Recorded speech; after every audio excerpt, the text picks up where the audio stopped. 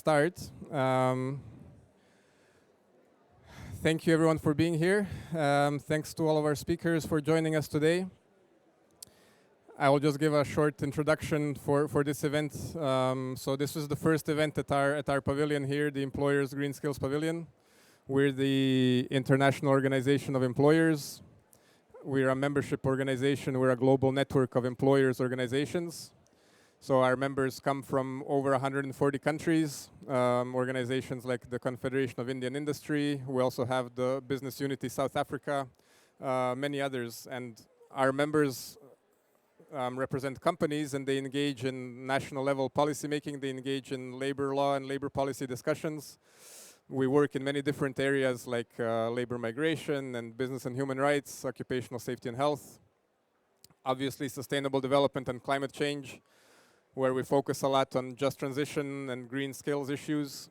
And we're also the official representative of employers at the ILO, the International Labour Organization, which is the tripartite agency of the UN where workers and employers and governments are represented.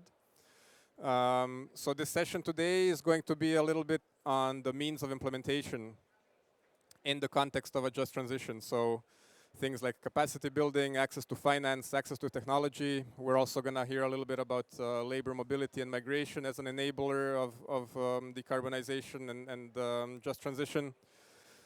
So we're going to have an interesting panel of the speakers that I will introduce shortly. I would just like to say thank you again for being here, and hopefully it will be a good discussion that will provide some insights. And we'll have a bit of time for questions at the end. And I would also just like to highlight that we will have some coffee and tea and little snacks just on the other side of the pavilion, if anybody has time to stay afterwards and discuss more informally. Perhaps before I invite the speakers to join us on the panel, we're just going to show a very short video of less than 2 minutes that one of our panelists has proposed as a kind of conversation starter on labor mobility and migration issues in the context of the transition. So thank you. Thank you.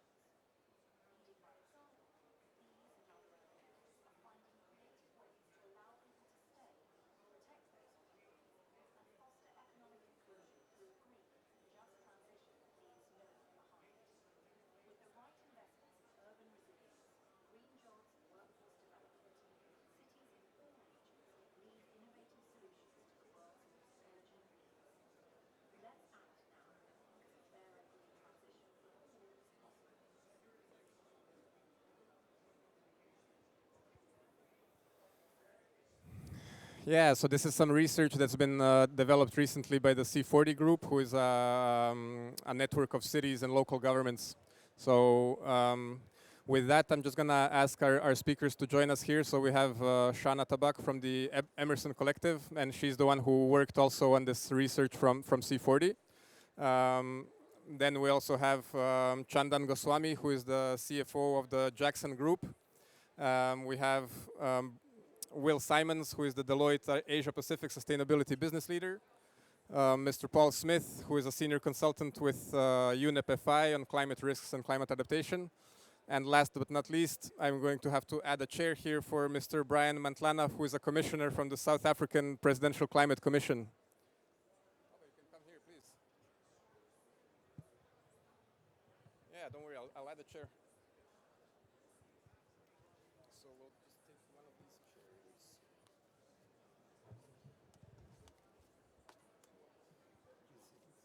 No.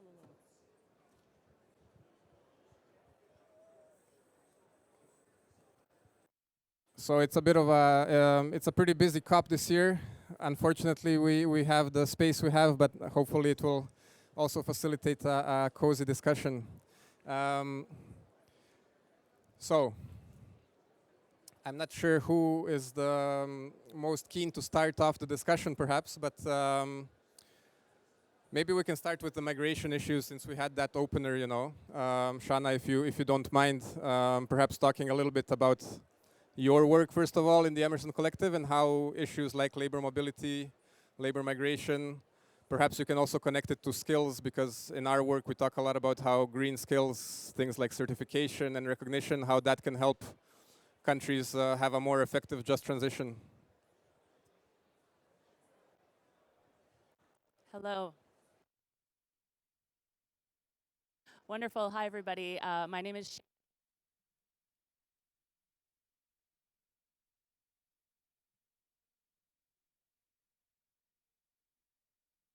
and human mobility. And what I want to talk about today, sort of where I want to get to, is to think about what I would like to call the sweet spot and climate adaptation. And in order to get to that sweet spot, I want to just do a little bit of a background thinking about like why we talk about the relationship between climate and human mobility and how that connects to these questions. Just to kind of back up, I think many of you may be familiar with the concept of climate mobility, but it is, this phenomenon that we are experiencing the world that we live in.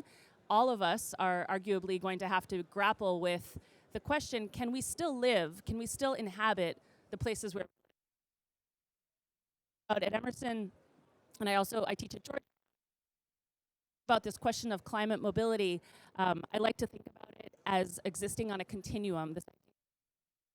Think about how people's capacity to live where they live is affected by climate.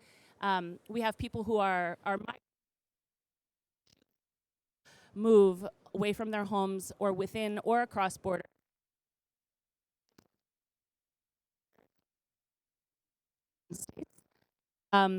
We have people who are being relocated in the context of climate, and then we also have mobile people who.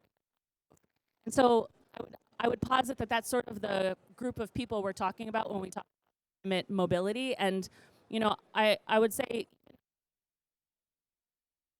our potential all the way we live. I think about it on a daily basis in Washington, D.C. Is this a good place for me to live?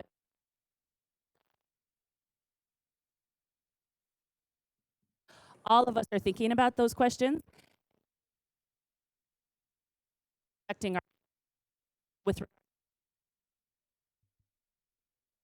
so our work at Emerson Collective, called the Climate Migration Council,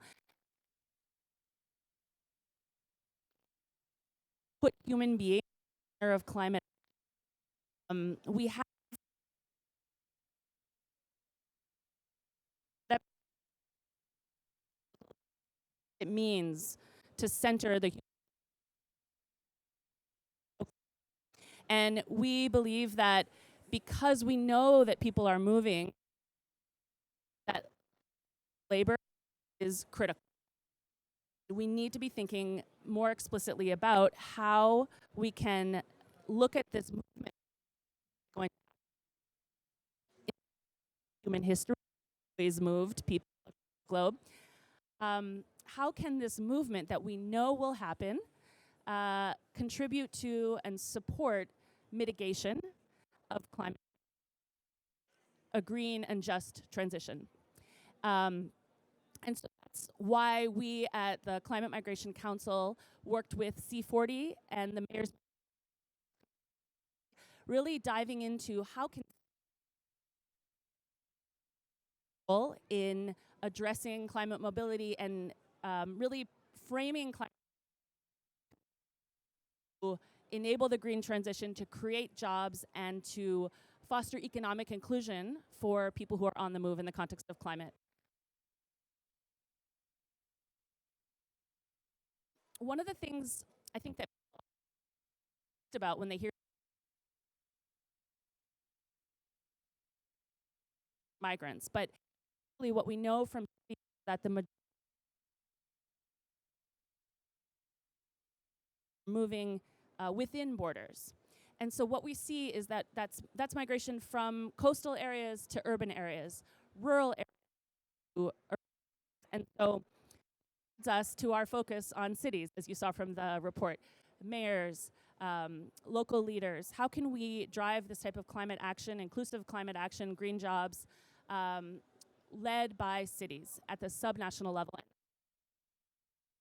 Or at the COP, right, where we are thinking about negotiations, state level engagement. This report that we're doing, Migration Council, with that it's through corporate and urban that we can really see some consequential changes. So in terms of this urban investment in good green jobs, there's, I think, 3 reasons why this is so critical. We need to be able to, 1, foster economic inclusion of actors, of people who are migrating, whether they are coming from within borders or across borders. Good green jobs in cities across the globe, if they can be well developed, they can avert further displacement. So if a person moves from their where climate change has made it impossible for them to practice subsistence agriculture, if they move to a city, if they can be part of the green transition through jobs, then we can stabilize those populations closer to home. And really, that is the goal of the person who's displaced. Very few people actually want to leave home. And if there are ways that corporate actors and cities and finance can be unlocked in a way that can help stabilize those populations through green jobs, then that is a win-win. And also can help cities when they are going through this rapid urbanization. There's a statistic in Latin America, which is the area where I'm most focused, that by the year 2070, we're going to see such rapid urbanization in Latin America that 90% of the population will be in cities. This is massive, massive growth of urban areas. And if we are not able to better create both mitigation of climate change through we are not, and also then help people adapt as they move. Already are. The last point on the migration piece that I want to offer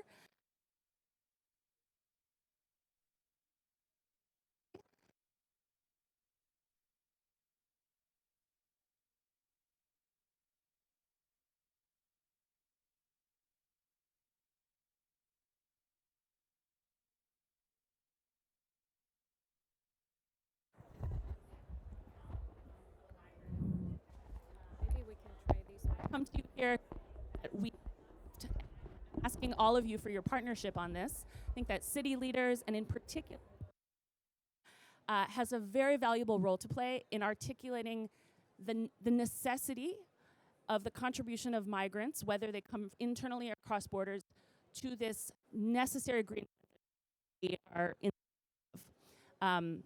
Corporate leaders can help, I think, in building out opportunities that has to happen. We know that we do not have enough workers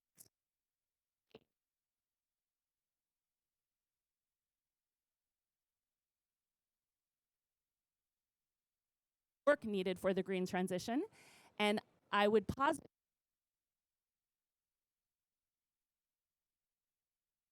building walls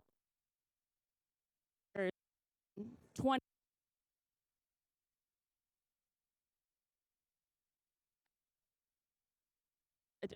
of labor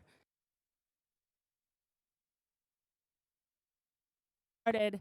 I will leave you with this idea of the sweet spot that I want us to get to. We need the green transition in order to mitigate climate change. Adaptation to climate change is also a non-negotiable. We're already at 1.5 degrees. We need to wrap. And if we can think about ways that we can think about migration as a means of adaptation, then we can get to that sweet spot if we think about ways to build good green jobs, people who are of climate, to train people and to ensure that they are welcomed into our rapidly growing cities in this.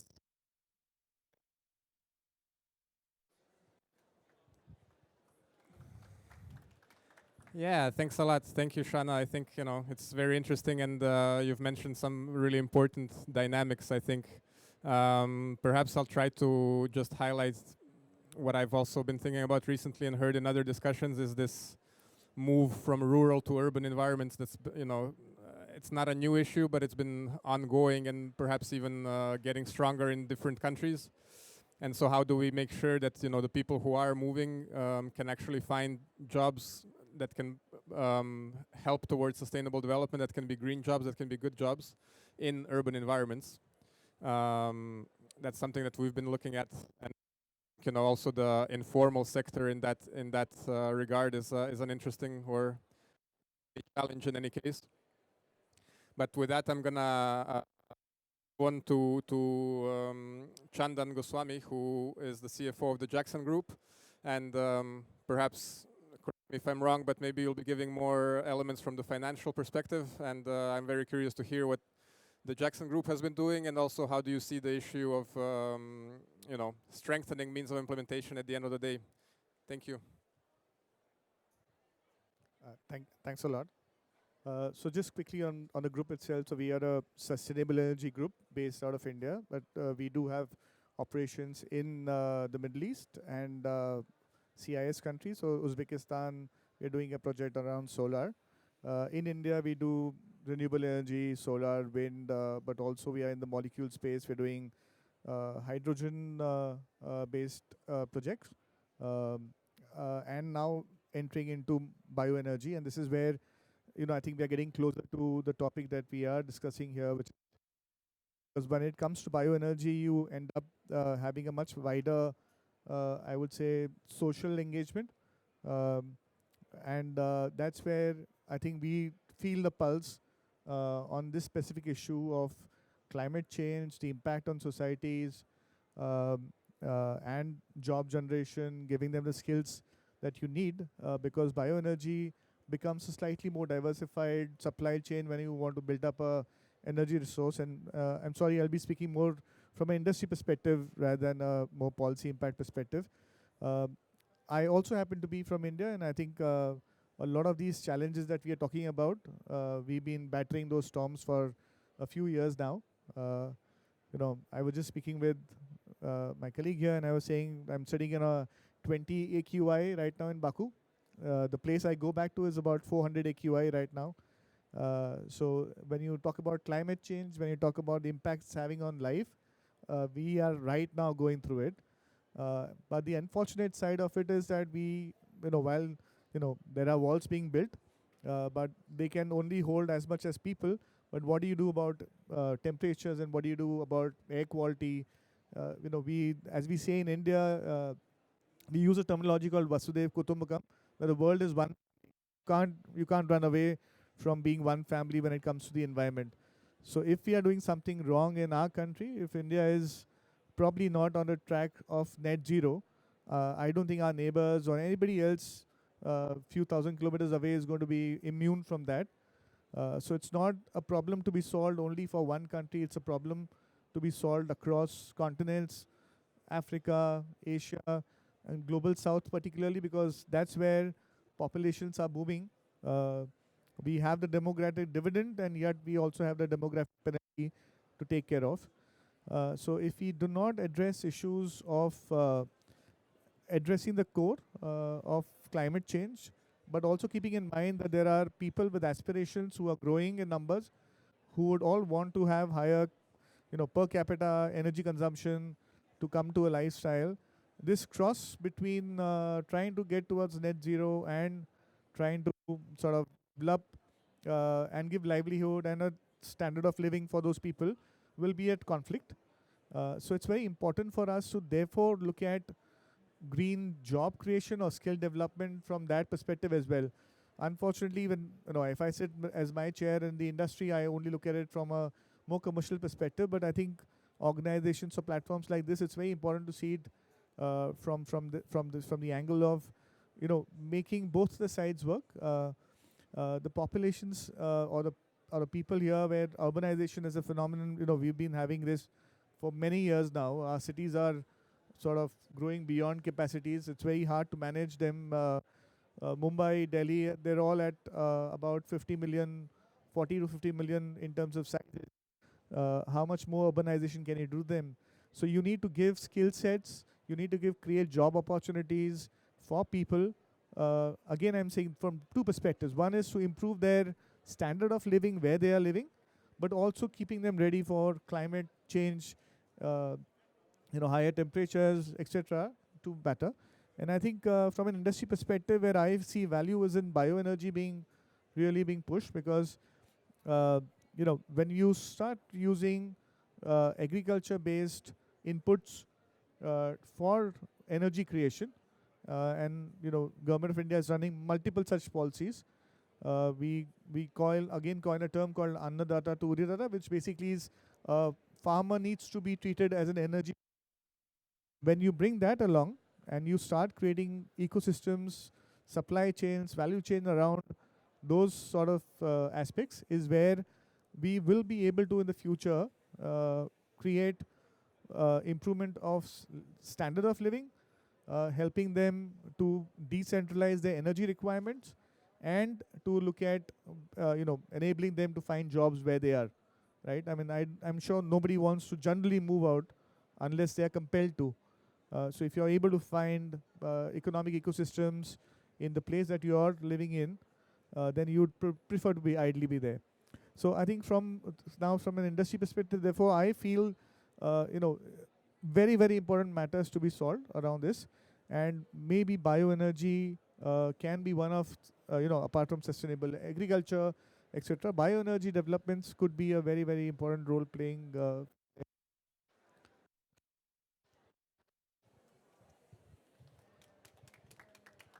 Yeah, thanks a lot. Thank you, Chandan. That's definitely an interesting perspective, and I'm gonna keep an eye out for the Jackson Group. I'm also about your activities in India. I don't know if you covered the whole country, but I will perhaps talk about it later after the panel. But I would like to follow up with Will now from Deloitte, and I'm also curious to hear first of all about your experiences and insights. And I know Deloitte does a lot of work in this context in general, and perhaps if you can also touch upon the topic of capacity building and working with different partners and stakeholders on increasing expertise on some of these issues. Thank you. Thanks, Robert, and thanks for the invitation to join you today. So I'd like to explore this topic in thinking through three sort of case studies from around my region. So I lead Deloitte's sustainability and climate business across Asia Pacific. So I have the great pleasure of spending time with clients across the whole region, learning from them, supporting them, helping to connect them, and ultimately helping to accelerate the transition. And so the first sort of example I'd like to sort of explore is China. And at the moment, if we're thinking about the technologies needed to drive the transition, there's just no doubt that China is winning. Over 2/3 of the world's wind farm components are manufactured in China, over 80% of the world's solar modules, 40% of the world's electrolyzers, over 4 in 10 renewable energy jobs right now are in China. And how is that the case? And we need to learn from this. We need to, because of course there are no green jobs without green industries. In fact, last year, China comprised 30% of global economic growth, and 40% of that was from clean energy, solar, wind, battery electric vehicles, batteries, and electrolyzers, which is an extraordinary story of a country harnessing the climate-led transformation to build economic opportunity. And how have they done that? Well, it started in 1999 with German feed-in tariffs, kicking off a boom in the scaled production of solar PV modules. And since then, the Chinese government has provided long-term stable incentives, long-term policy support. They've leveraged their public capital to crowd in private capital, etc. All the things that we're talking about here at the COP, at the Finance COP. And to a position now of real dominance. I can't remember the figures around critical minerals, decarbonisation minerals, but there's of course real dominance there. And Now, these are obviously impressive figures in terms of economic output for China. It concerns other governments in terms of the concentration of those industries, sovereign risk, etc., and of course geopolitical issues. But if what we're trying to do at this COP is increase private finance, we know we need to get to this $1.2, $1.3 trillion number.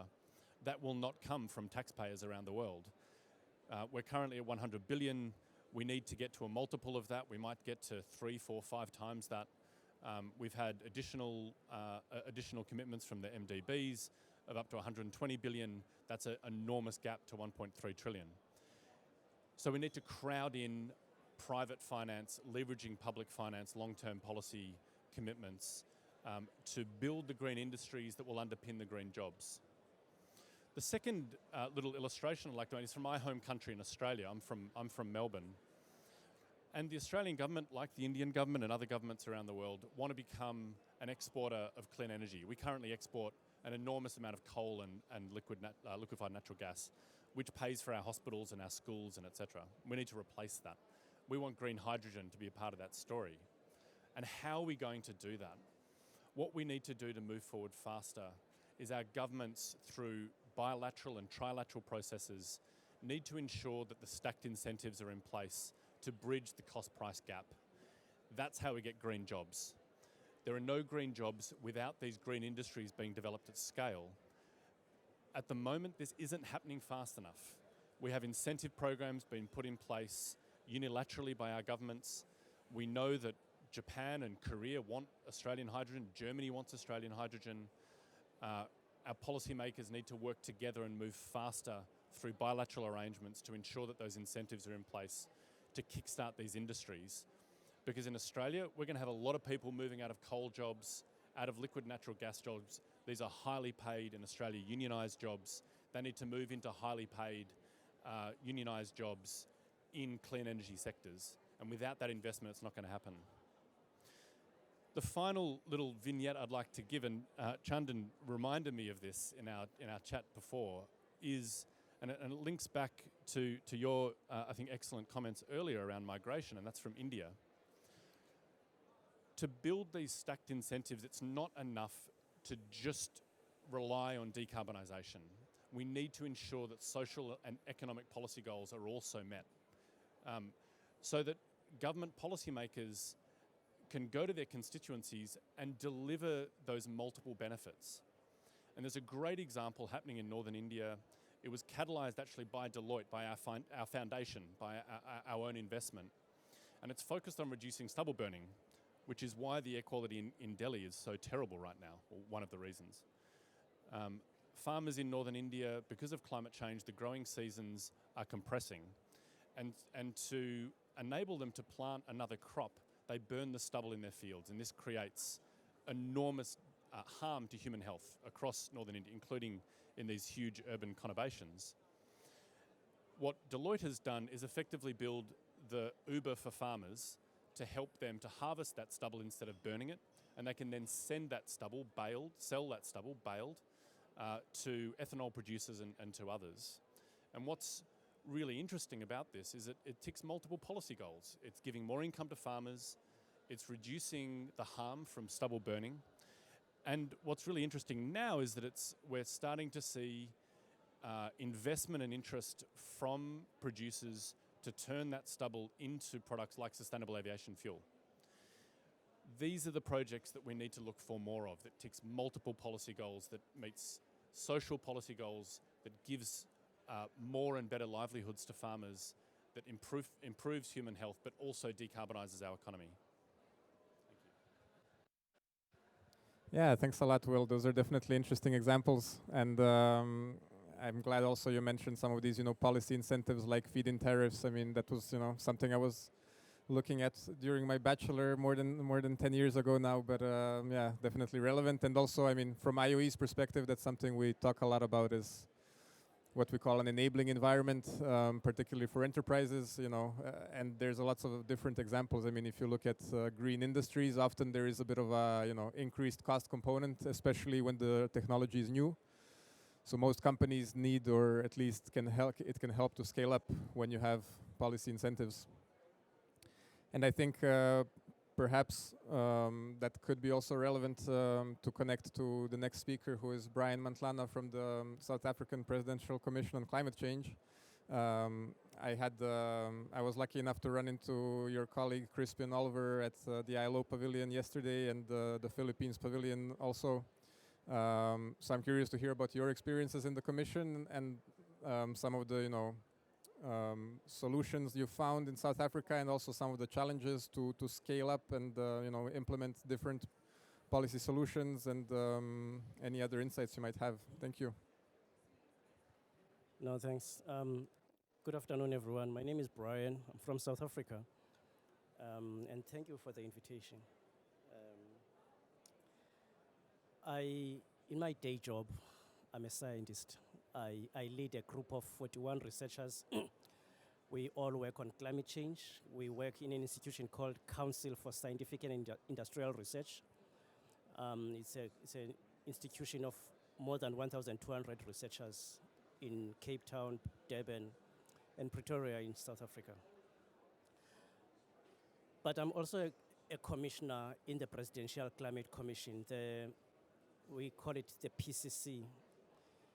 It's a body that was established by the president to guide and advise him or any president going forward on the just transition. Now, our work is focusing on two areas: advocacy and research. I want to stop there about what I do and come back to the conversation here. Firstly, I felt like listening. The first three speakers, I wanted them to take my time and listen more to what they were saying, because it was very informative. Shana, I liked your comment on this sweet spot between mitigation and adaptation. It's been elusive to us, the climate community, for a long time. I would like to listen to you more on your thinking on how to advance, even conceptually, how to think about getting to that sweet spot. Then, sorry, I didn't get your name. Will said something that to me was meaningful, which is there will be no green jobs without green industries. That's meaningful to me because of where I come from. I'm from Africa, as you can see. And to scale up what we are doing. And we're trying to do, at least the Global North is using the word, we should leapfrog. I've not really understood what they mean by that. But there's this notion of leapfrogging, so avoiding the mistakes that they made. So trying to get green jobs is something that we are encouraging ourselves to do, but we are struggling to set up green industries at scale. So to me, that was meaningful, that point that you made. Now, the issue of migration for us broadly in Africa is actually a well-studied concept. Most of the funding for understanding trends in migration in Africa goes to West Africa for obvious reasons. So Africa has become the focal point of understanding migration patterns in Africa. In the last decade or so, there has been focus also on the eastern part, Sudan, and the neighboring countries around Sudan. But climate in that context is always an added stressor. There are other underlying issues that affect migration. And that's important. There's a word that to me is meaningful when I talk about climate change, is context. So when you talk about means of implementation, we need to understand the context. The context of means of implementation in Beijing, in Washington, and in in Lagos. They take a different form. So context matter. For the government of Lagos, they are dealing with debt. Primarily, they have to pay their debt. Less so for Washington, less so for Sydney, and less so for Warsaw in Poland, for example. So the context matters in this conversation.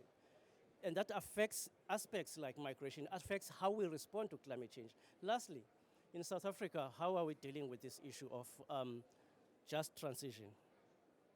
To us, philosophically, we have a particular history in South Africa. The word urbanization / migration has always been there for us. There was a time we were not allowed to be in cities. It was a policy for us to go to cities to work, but go back to where you come from. So it's only in the last 30 years that we are allowed to be permanent residents in cities legally. So there's a context in how we are dealing with this issue in South Africa. So the just elements are very important to us. And one of the ways that for us in the Commission, that just element we have is on the skills part. We are putting a lot of effort to enhance the skills, not in urban areas, but in those areas where energy transition is happening, so that we prevent people from migrating from the periphery provinces or rural provinces to urban provinces. So we are focusing and investing a lot of energy, time, intellectual capital, money into ensuring that people stay where they are, reduce even the thinking of migrating by providing opportunities for them in light of the approaching wave of energy transition. Thank you. Yeah, thanks a lot, Brian. Some very powerful messages and also interesting insights. I mean, in my experience, when you talk about leapfrogging or when you talk about, sometimes people talk about also low carbon development instead of, decarbonization, these types of things. I think, it can't happen without means of implementation. It can't happen without strong access to finance. We've also heard a lot about the Just Energy Transition Partnership in South Africa, which has, brought in some deals for finance, but obviously not enough.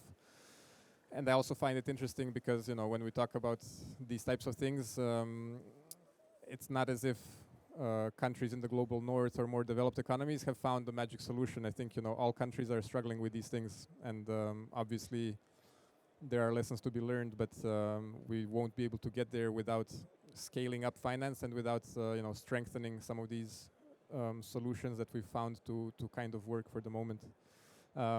And perhaps Paul, our last speaker here from the UNEP Financial Initiative, can also provide some insights on their work and how they've been working with different countries, different stakeholders and partners on some innovative solutions on the financial front. Any insights or experiences you can share that relate to some of these messages? Thank you. Sure. Thanks very much, Robert. Hopefully you can hear me because it's been fading in and out. Thank you so much for allowing me to speak here. My name is Paul Smith. I'm the adaptation lead at UNEP FI, so I was really pleased for the first time in the 5 days that I've been here to hear about mitigation and adaptation in the same sentence. So thanks, Jacques.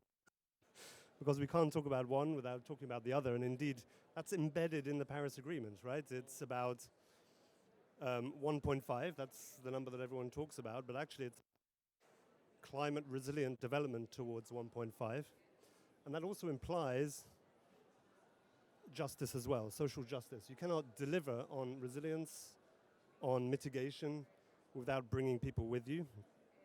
So the Paris Agreement underlines that. What does that mean? It means that by bringing people along, you can mitigate the negative impacts of the transition. It means you can also maximize the social and economic benefits of a transition.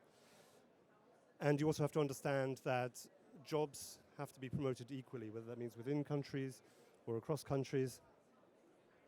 But what does that mean for the finance sector? Well, part of the Paris Agreement is around driving forward, delivering climate resilient finance, climate finance, to help us transition to 1.5, if we still can do that. And what does that mean critically for financial institutions? Well, we launched a report at COP28 last year together with the ILO, which is focused on banks and insurers. So that's our sort of core constituency at Unipify. We have over 400 banks that are members of the initiative. We have over 150 insurance members as well. So it accounts for about 50% of the world's banking industry, 60% of the world's insurance industry, and we have very strong partnerships with PRI, so the investment community as well. And what this report does is it sets out a framework and an implementation plan for financial institutions to implement and to consider the just transition in their governance and in their operations, and provides a lot of case studies and examples of good practice. But I don't know if a lot of you follow what we do at Unipify. I mean, we produce a lot of reports, right? I mean, it's just like, at some point we were just producing a report every month, but which is great. You know, it increases the knowledge base. But speaking from a just transition point of view, it's not the smallholder farmer or the worker in the coal mine that's going to read these reports. So what are we trying to do now? We're trying to move to implementation. We have a pilot group which has a sort of twofold aspect. We're working with banks under the Principles for Responsible Banking and insurers that are at the forefront of this discussion, that helped us to draft this guidance. So we're pushing at the frontier of what can be done, but we also want to build capacity amongst the banks, the insurers that are working in some of the more climate vulnerable areas of the world. So this is also part of our capacity building and outreach program. Next year we'll be delivering the results of this pilot at COP30 in Brazil, and we'll also be producing a Latin America version of our Just Transition report, so in Spanish, but also with Latin American examples. And we hope to be able to scale that up across globally, across Africa, across Asia as well. We're also building capacity amongst our net zero banking group. So that's probably our flagship program on climate mitigation at Unipify. We brought together, I think between 130, 140 banks that have committed to deliver a net zero transition across their business, so both operations and their portfolio. That's a huge commitment, and if they're not integrating thinking around social aspects, around what the clients that they deal with, how they will have to transition, and how they will have to provide jobs for their workers, then the transition will not happen as easily as it'll be much harder, let's say. We're trying to integrate a just transition into our transition plan framework, and in countries where they're developing transition plans, such as the UK, we've been advising as part of the review groups on the social aspects. We've formed a working group on decent work at Unipify, and we're also collaborating with researchers and the OECD on moving this agenda forward.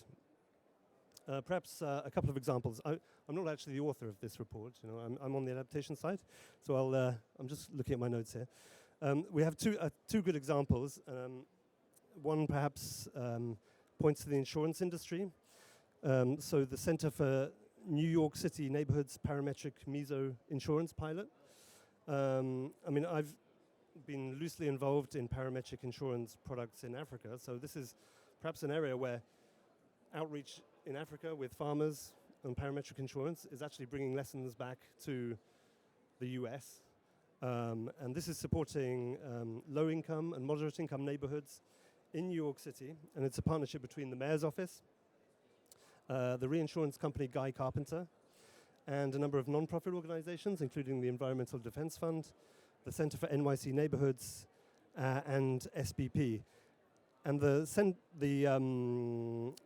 Center for NYC Neighborhoods buys a product, parametric insurance, and when rainfall reaches a certain level, when floods reach a certain level, this can then pay out immediately to the NGO, which then distributes grants to particularly affected low and medium income households. The second example that I wanted to point to is, and I think perhaps a very important part of the just transition, which I think relates to the work I do on adaptation, is about engagement. I think engagement is super important. And one thing that one of our members, Lloyd's Banking Group in the UK, has been doing is they've developed a specific work stream aiming at enabling regional development. You probably know that, well, maybe you don't know, but UK is one of the most centralized countries in Western Europe. So a lot of funding, particularly when you look at England, goes to London. So they're focusing on the regions and how they can enable the transition in those regions. So something they've been doing is engaging with local leaders to understand priorities, supporting regional SMEs across a range of initiatives, and helping them to access climate and sustainable investment. They've been supporting regional development plans as well with academic institutions such as the University of Hull in the northeast of England to enable them to secure green finance, and also delivering collaborations in the energy sector to deliver low carbon production and solutions, and accelerators to support small businesses in rolling out solar panels, for example, rolling out teams that can service the burgeoning wind industry in the east of the UK. Perhaps just one last thing, because I've spoken about an example there that focuses on engagement. I think the just transition is not just about looking at, I mean, a lot of the business case for the finance sector is how they can support small businesses to develop in this new economy. But I think a lot of the just transition as well is about perceptions. And if we're just talking about, if we're just speaking a certain language here at COP, if we're just speaking a certain language as we discuss with financial institutions, but that language isn't understood by most people, then we're not going to bring along those people. We're going to have changes at the political level because we're not winning the discussion and the debate around climate change. And of course, from a finance perspective, this has an enormous impact. We're going to see now in the US, for example, there's a lot of talk about dismantling the Inflation Reduction Act, which is the biggest single piece of policy in the US around the transition. It's delivered hundreds, if not thousands, of jobs to relatively poor areas of the US. But because we're perhaps not winning the perception discussion, we could lose that.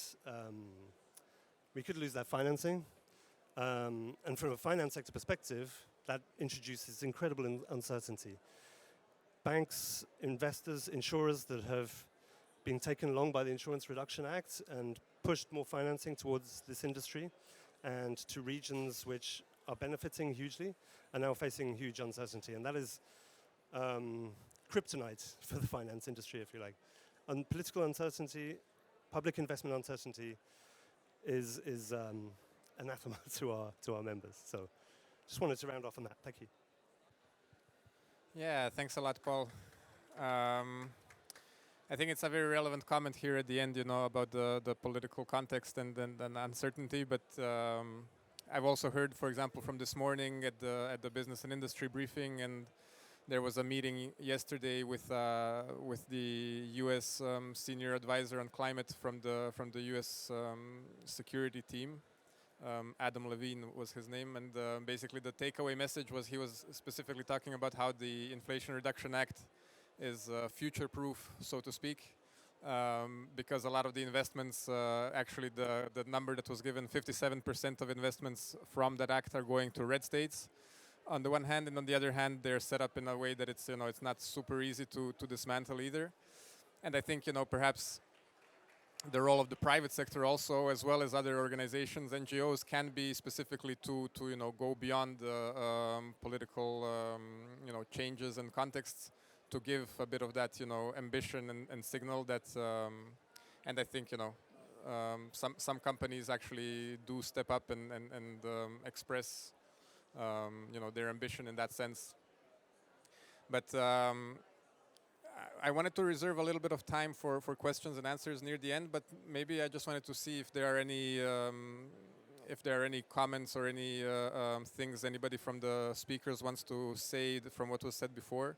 I have a question in mind if nobody wants to react to anything that was said, but I think Brian did really good with reacting to some of the comments from the others.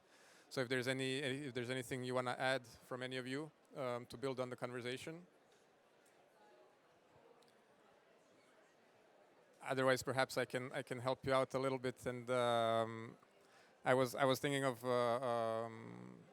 asking Chandan specifically from the industry perspective, in the context of green energies, and something we hear a lot from my side, from members and employers generally, is this kind of fear and risk of skills shortages, of not being able to find the necessary expertise, not being able to fill in like the growing demand for different types of green skills. And I was just curious, in your work, if you have anything you can share on that level. How does your company, first of all, find the necessary expertise? Second of all, compete in a pretty competitive and open market? And do you have any measures in place to foster talent, or to build skills, or to develop capacity? Yes, I think in the context of, again, the green energy business that we are in, there is one side of the business which is green electrons, which is the renewable energy, which is a fairly matured sector. I don't think really we need to have sleepless nights on manpower issues to settle around solar or wind. There is a bit of competition because it's a very, very fast growing sector. So obviously, incrementally every year when you add capacity, you need more people. India, I don't think we have a dearth of people to, I think look at shortages. We have enough of us to sort of keep supplying engineers. But I think where the challenges we do foresee coming through is on the new technology side, because I think what the world has achieved till now, India has sort of achieved its green targets 9 years ahead of time. We were supposed to achieve it by 2030. We've already achieved, in some parameters, we've achieved them in 2023 itself. But I think what we have done is we've sort of plucked the lower hanging fruits, which are the electron side. I think the challenge on transitioning and in the entire world going forward is when we start looking at solving the molecule side of the problem, because renewable energy or solar energy only takes you to the power side of pollution and emissions. But when it comes to liquid fuels, replacing coal, replacing liquid, petroleum products, XYZ, that's where the molecule side of activity steps in, and that itself as a technology is yet to evolve. Right, so we are looking at stabilization of the technology. I don't think time for everybody to react once you do find that part. So I think from two sorts of aspects that we as industry have requirements for. On technological side, where you need more qualified engineers to manage these capacities, it will be a bit of a turbulent time for even a place like India, because while we do produce a lot of engineers, people with experience, which is slightly more oil and gas based experience, we are going to have that challenge. So what we are doing today is building on capacity. So typically we run with a higher bench strength than required. So some of us are probably, in economic terms, disguised unemployed. Yeah, but that's what you need to, live with. But on a larger scale, I think challenges are going to come below a particular threshold when you start looking at, I come back to my favorite topic, which is on bioenergy, because that seems to be the pathway. I think that's where we are working with the government very closely. So the government runs a scheme called Green Jobs scheme in India, and where we are incrementally encouraging corporates to train people, specifically more on the side of the rural side, to build upon capacities there. So I think there's a lot of engagement with the government happening towards building that. But nonetheless, even with 1.4 billion of us, I don't think it's a problem that we can sleep over. India does face challenges around higher quality, I would say, technical force. We do produce a lot of engineers, but I think India needs to catch up on quality. So clearly from our side, not so much of challenges on engineers as of now, but to bring that workforce, the labor workforce, to a particular level, I think that's where government intervention is critical for us.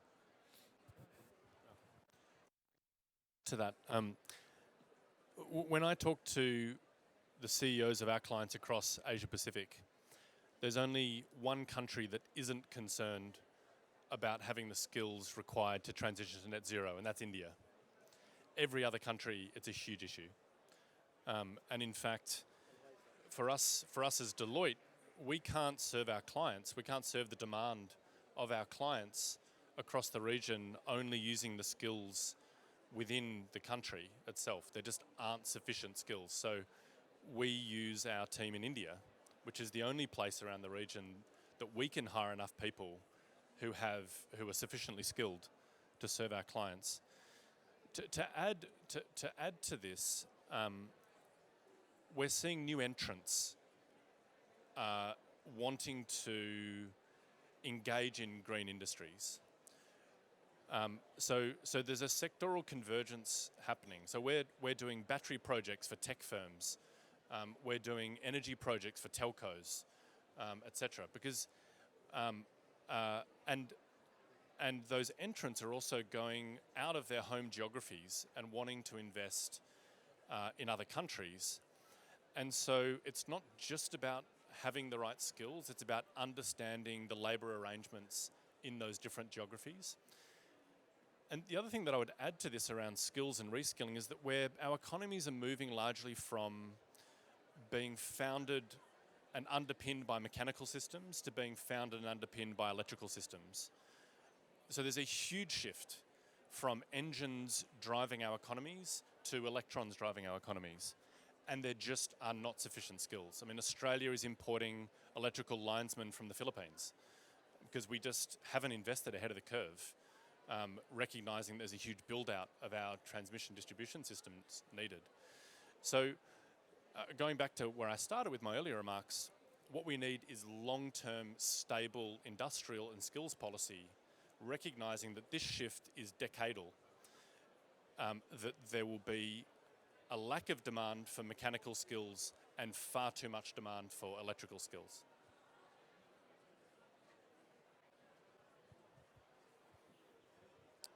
Thank you for that. I don't know if anyone else wants to react. Otherwise, perhaps I can give you maybe a minute per speaker to give any final remarks or also perspectives on the discussions here.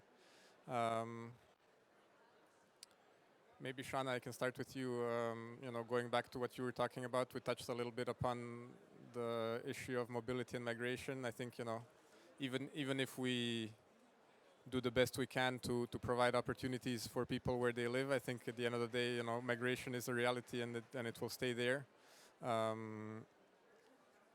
also wonder if you have some examples perhaps to share on how can we make migration happen in a more decent way, or how can we offer better opportunities to people who do migrate. I don't know if there are any examples of partnerships between countries or organizations that do this type of thing. Thank you. Yeah, I think the way that you started is actually really important as we think about how climate is reshaping the world that we live in. Our sort of starting point is that in light of the intersection between climate and mobility, we need to do two things. We need to think about how to support people so that they can stay where they live, and also give them optionality if they desire it to be on the move, to find safe and legal and humane pathways to migrate, if that's the way that they need to adapt to climate change. And so whether people are staying or whether people are on the move, this question about how they're going to work and be involved in the green transition is part and parcel of either of those pathways, whether they stay or whether they're on the move. And so that, I think, is really kind of at the core of what we're trying to think about. I guess, I think the one thing I would maybe add is just one of the things that we learned in working with a number of cities in putting together this report was the ways in which there's no one right way for a city to do this work in terms of integrating migrant populations, doing the skills training that's necessary in order to ensure that migrant populations have access to good green jobs. But I think that one of my colleagues here, I can't remember who it was, mentioned the need for really wraparound social and economic support services for people who are migrating, irrespective of whether migrating, in the United States from the coastal Florida to Detroit, or if they're migrating from Venezuela to Colombia.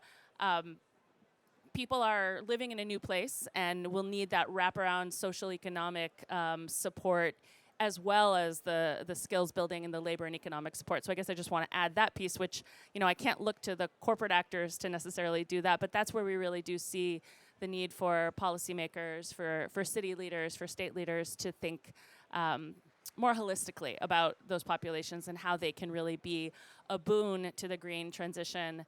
And I think that's maybe where I'd end, is that I would just encourage all of us to really reframe the way that we think about climate migration. Every time I'm editing a paper or I have a student who talks about the challenge, quote unquote, of climate migration, I think we need to flip that on its head and talk about the opportunity of climate migration, because that's the world we live in. We need to be climate optimists. We need to think about ways in which we can, as we talked about earlier, the sweet spot between mitigation and adaptation of climate change, and thinking about how communities globally can thrive in that context.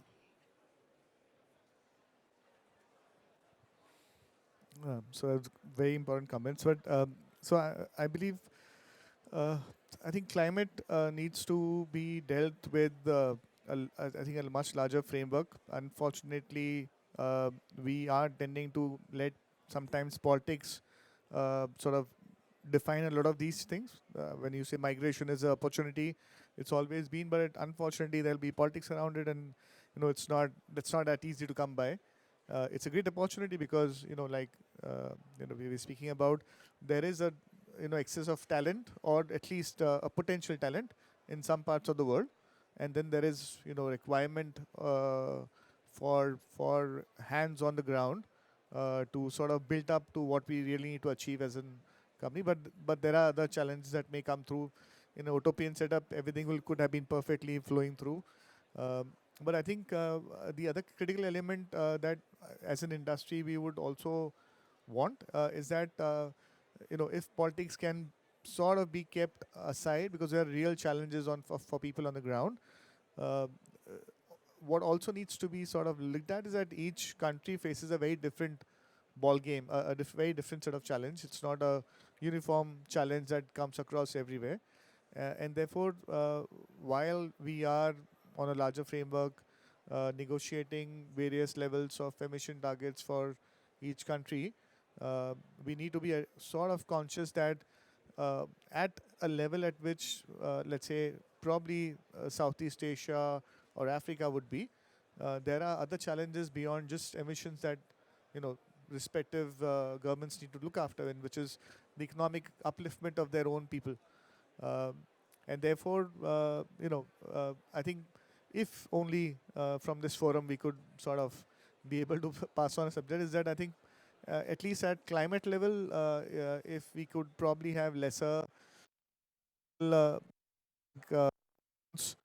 so that it could well be, because it will impact all of us, right? Even solve an issue, and climate is such a topic that it's going to affect you any which ways after a year or two. So I think when it comes to finance, when it comes to policies, I think we need to probably have a more unified approach to climate action. Thank you. I'm going to keep my remarks fast. Just to build on that, I completely agree. And the way that I would see that is that we need to move as an ecosystem, and we need to move faster. That's why we need to move as an ecosystem, but it's also why it's really hard, because this problem is solved at the intersection of civil society, public and private sectors. It's in everyone's interests the challenge that I see, and as a consultant, one of the values that we often do provide is we provide a bit of connective tissue between those sectors, is that they often don't speak the same language. And so these multilateral processes are so important to pull together the three pillars that need to move as an ecosystem to put in place the green industries that will deliver the green jobs and the just transition.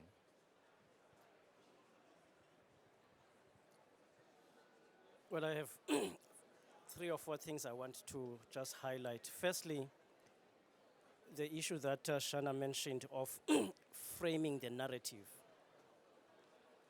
regarding immigrants. Today we are talking about climate immigrants, but there is a broader conversation about immigrants generally, whether you are in Europe or in US, and in South Africa, by the way. So, but there's a question of how do we frame that conversation of immigrants. Second issue is what you mentioned, is engagement. This is an important scope of work for us as the Presidential Climate Commission in South Africa. We focus on talking with people, not to people, with people, providing platforms of listening, learning, co-creating solutions. So engagement is crucial for us. And I think it's crucial for all those that are involved in climate action. Thirdly, you mentioned something, Will, about policies that deliver social and economic outputs. It sounds very easy, but it's not very simple to achieve that. Policies generally have very targeted outputs, either social outputs or economic.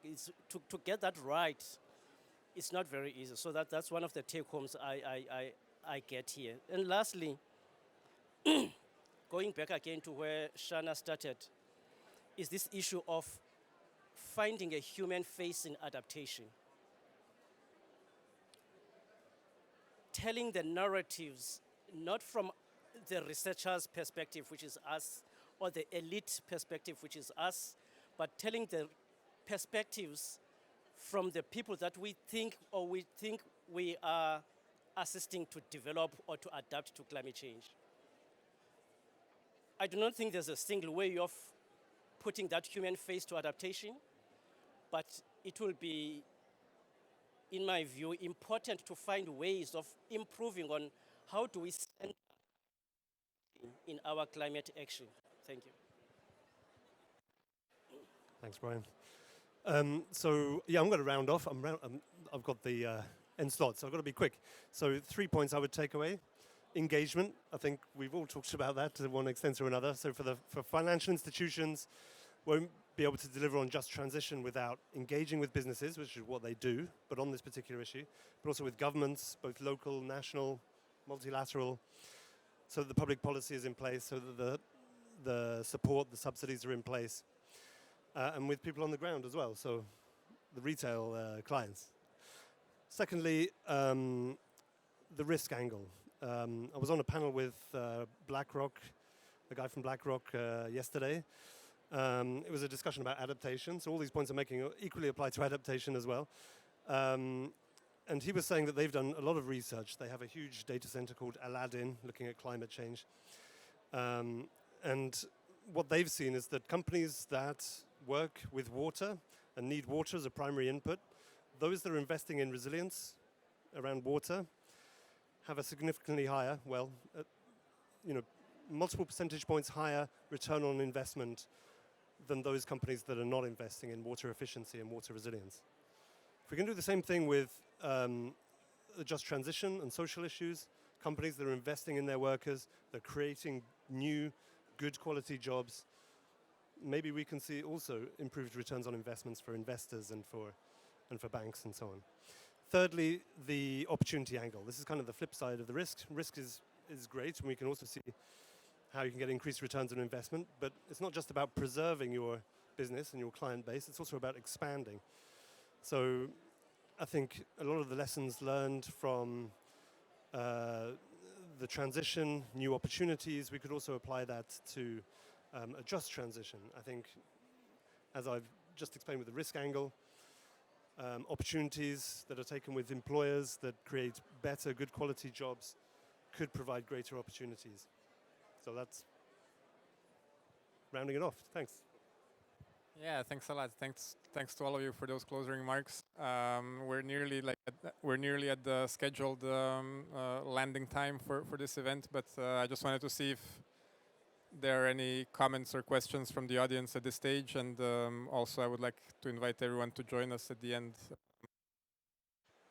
for some coffee and tea, but perhaps just one quick one.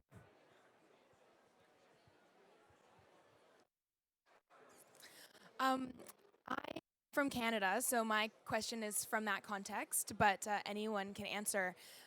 So I've seen a lot of talk both here and other places around COP about this lack of green skills that folks have. I run a nonprofit that helps people of color who work in the sustainability sector with upskilling, with peer connection, etc. And from my experience hearing stories from workers, it's not that they don't have green skills, but it's actually that they face racial discrimination in the process of trying to find work, or xenophobia in the process of trying to find work. They may migrate from their home countries and they're engineers, or they have 10 years of experience in the environmental sector. But once they migrate to a new country, the new workplaces that they try to get jobs from don't recognize those credentials that they've had in their home countries. Or they may have lived in the country that they've lived their whole lives. They may have lived in Canada their whole lives, but because they're facing racial discrimination in the work process, they're not getting these green jobs. And so I wonder how accurate some of these stats really are. Is it that we have a green skills shortage, or is it that there are also other barriers that some of these workers are facing? And so in terms of this implementation to the transition question, I'm wondering if you can think of any policy solutions that may also address this problem that so many workers of color specifically are facing. I'd say particularly in the global north, because I think that's where a lot of this happens, but also around the world.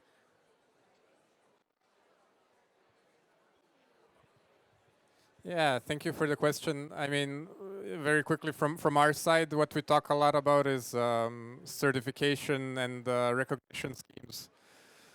So there needs to be, there needs to be more collaboration and partnerships between countries that allow for much more concrete skills recognition systems. Because often one of the barriers, as far as I know, is the fact that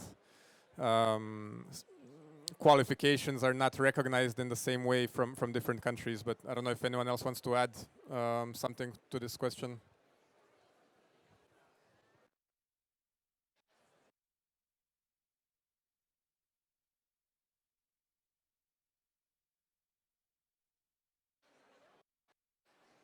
It's okay? Yes, I was going to say my experience in this context is more in the United States framing, and I'd welcome more international perspectives on this question, but I think the points that you're raising, they refer to sort of broader systemic issues in the global north in particular, and sort of histories of subordination and marginalization of particular populations. I think one thing when I'm talking often about migration as adaptation or the opportunities that we see in the green transition with regard to migration, one thing that comes up, and I think this is a question, it touches on your question, it's less about, it just is thinking about how climate justice, like a climate justice approach doesn't necessarily say to somebody who's like lost their farm in Guatemala, say, well, come to the United States and pick strawberries for like minimum wage in the United States. Like, that's not climate justice perspective, and I think that same recognition needs to be applied within the global north as people think about how do we create good green jobs, and good green jobs imply not only employment, but equal opportunity, jobs that are open and accessible to people irrespective of their background, where people aren't being treated differently depending on where they come from or the color of their skin or their background. I think it also really has to do with sort of systemic issues that, with regard to like minimum wage, and are we treating all of our workers justly? And these are questions I think across industries that need to be addressed and have severe sort of implications with regard to race, class, gender, histories of marginalization. Anyway, there's a lot more there. But I think that I'd be interested to see sort of like what your nonprofit is doing on this topic, and like, are there ways to uplift these questions, because it probably is something that could be better addressed by both policymakers at the city and state level, but also I would imagine that corporate actors would be interested in learning about how to do this better. So I think there's probably a lot to learn here. Thank you, Shana. Perhaps we close it off here, and yeah, if any of you can stay and join us, there's some food and tea and coffee, and hopefully we can take some of the discussions further.